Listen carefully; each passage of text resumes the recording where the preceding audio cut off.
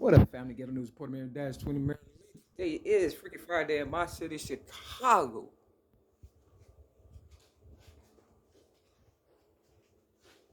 I got 313 over here. Eminem got a song called 313. And it came off his Infinite's cassette tape. So if it's 313, it's about 323. Over here, it's got 325. A little off and stuff, right? You figure it out. Long story short, today is Freaky Friday, payday, August 26, 2022, so they say. Let's talk about this money. You know, back in the day when I was a teenager and I went to the Vision Quest program in Franklin, Pennsylvania. You know, I was trying to look for Franklin, Pennsylvania on Google. I know there's an Erie, Pennsylvania, but I wasn't able to find Franklin, Pennsylvania. Long story short, you know, my caseworker, I believe her name was Anise, and she was with DCFS.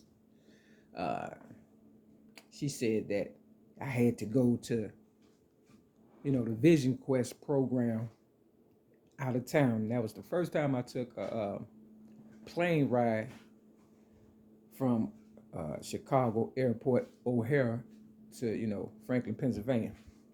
And she said, you know, if I don't like it, I asked her one question on the plane ride to Franklin, Pennsylvania. I said, if I don't like it, will I be able to go back with you?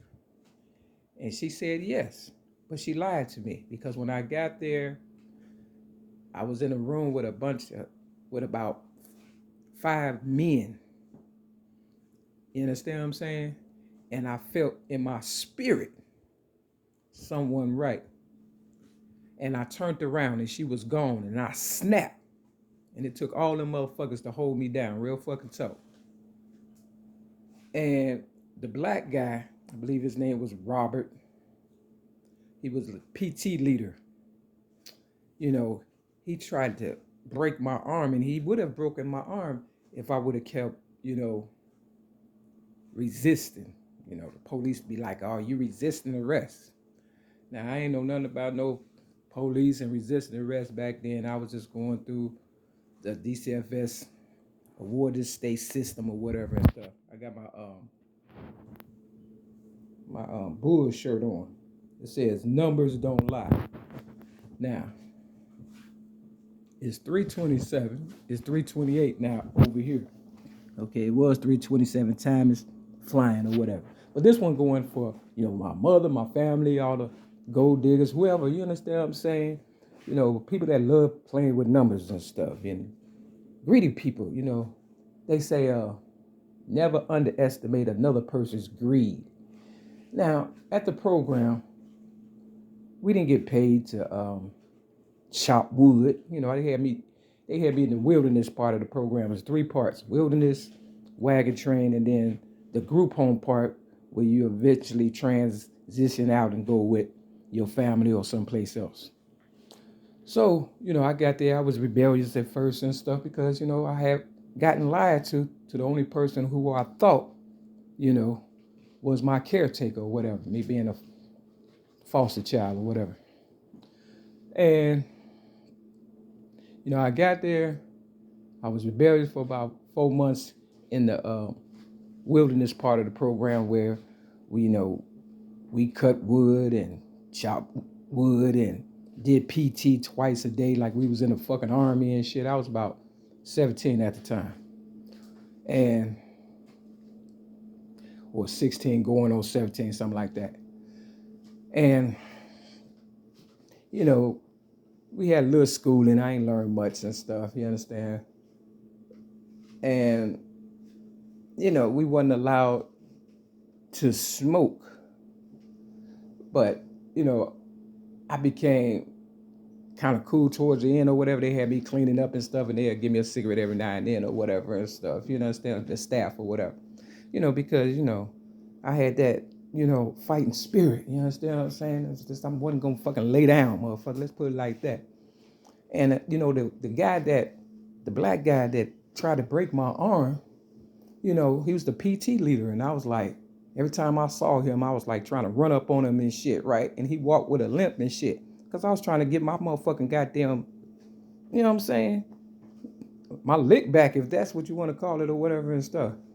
And I realized, he had the strength of whatever, and I was going off of emotions and, not thinking. You understand what I'm saying? Because this is a thinking man's game they playing on me and stuff.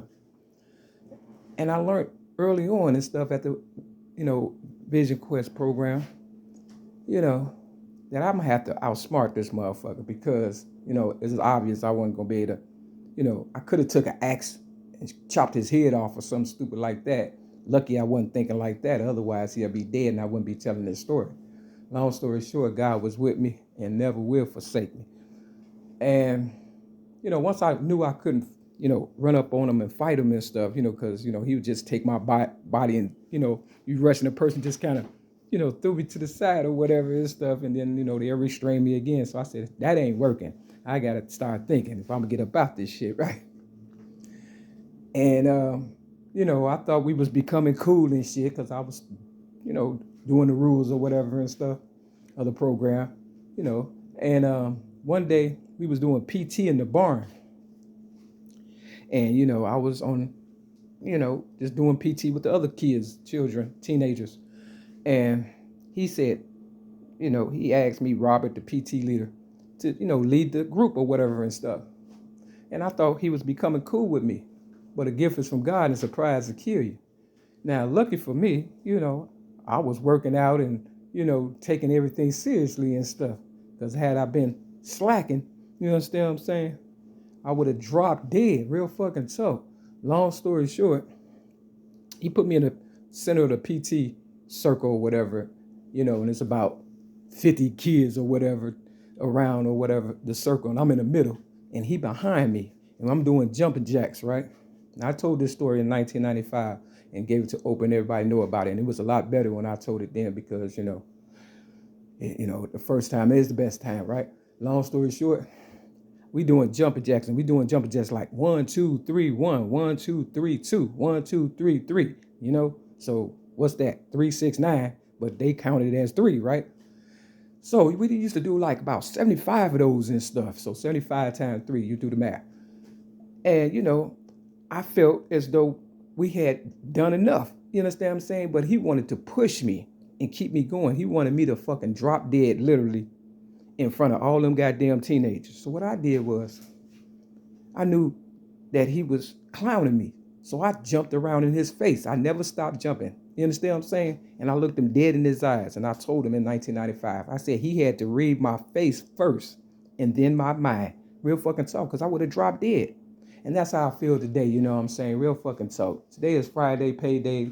You understand what I'm saying? Everybody getting paid but me and stuff. I used to get paid every day selling general merchandise when they needed me to push their CDs, movies, or whatever the case may be, try to figure me out or whatever and stuff.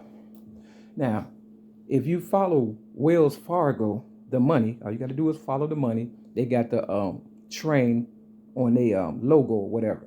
And the next part of the program, the Vision Quest program, was the East Coast Wagon Train program for me. I was on East Coast Wagon Train program. And, we had to, saddle up mules and horses and sleep in teepees and all kind of weird stuff and travel 30 miles a day to get to the next campsite or whatever. So I became the first girl head teamster of the program, because I consider myself a leader, but I caught the motherfucking guys cheating.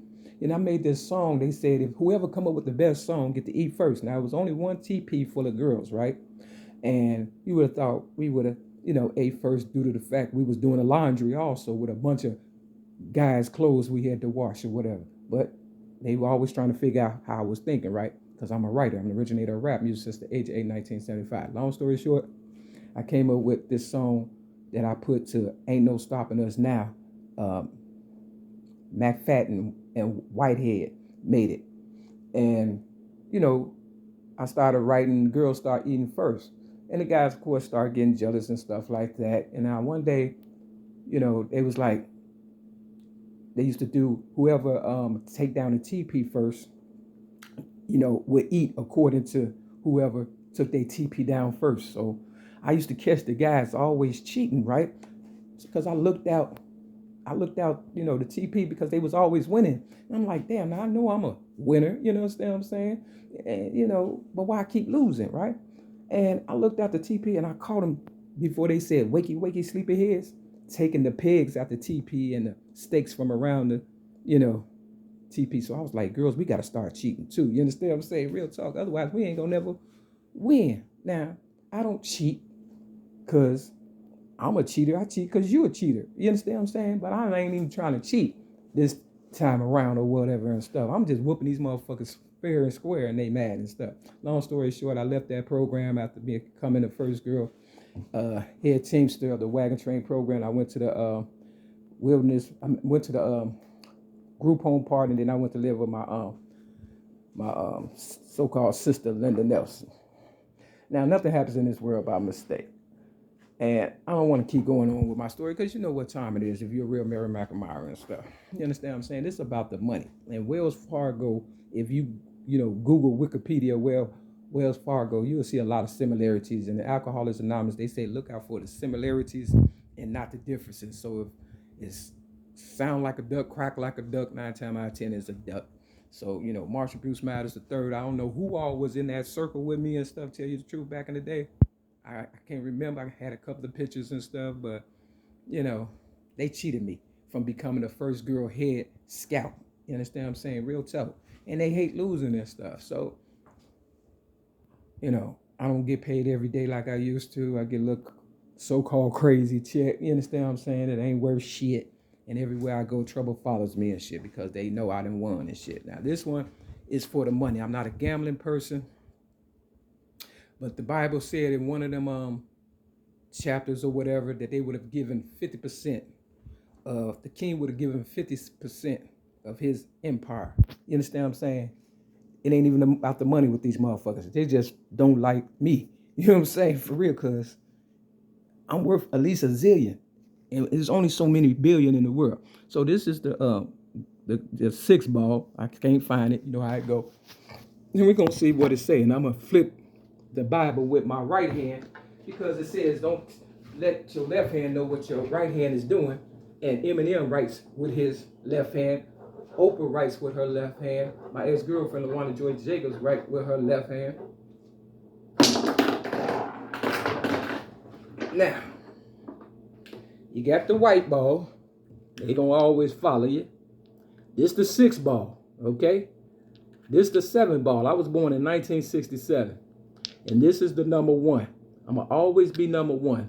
But because Martin Luther King, a.k.a. Michael Luther King, because that's his name, Michael, said our destiny is tied up with white people. You know why? Because of slavery, incest, rape, and all that shit. Infiltration. You understand what I'm saying? So 6 and 7 is 13 plus 1 is 14. Money, Mississippi, I need my goddamn money. Real fucking tough. You understand what I'm saying? Because, I'm not going to be your fucking sacrificial lamb, which means I'm not dying without you white motherfuckers. Real fucking tough. Now, I can end it right there. But, of course, got to do the Bible, right? You understand what I'm saying? I want mine. Now, this the right hand. Let me see if I can get it. Can you see it? No. All right, here you go. Now, this is, hold on. This is Isaiah chapter 21 and 21, 22. But right here is 14 on page 636, verse 14 of 19. They try to take 19 years of sobriety. What I'm going to do is 18, 19, 20, 21. But you see the 637? I was in the Chicago Sun-Times newspaper at the age of 6 in 1973. I'm never going to fucking lose. If you kill me, the world will end. I believe that. This says something about money right here. I got the money and the power. Now, where's the respect? That's what it says right there. That's what I wrote. Don't shit on me and say it's